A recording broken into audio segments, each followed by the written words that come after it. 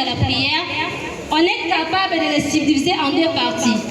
Donc, tout le monde a la persévérance et puis nous voyons la persévérance dans la prière. Par définition, c'est quoi la persévérance? La persévérance, premièrement, ça vient du verbe persévérer, qui veut dire poursuivre sans relâche un objectif jusqu'à ce que l'on atteint.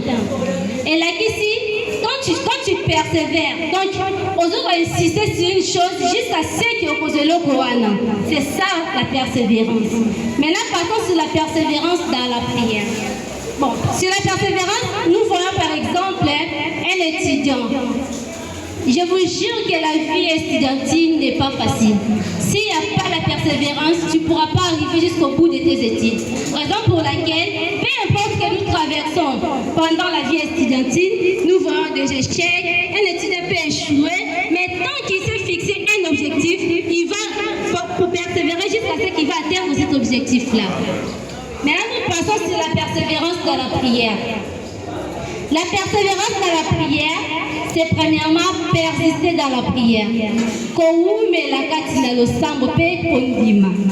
Et puis, deuxièmement, c'est croire que tout est possible à Dieu.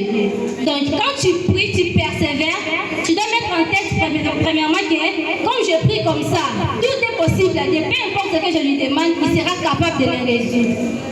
Et puis, nous voyons donc, tout est possible à Dieu et que nous voyons la réponse ou non se réaliser, il faut persister avec foi.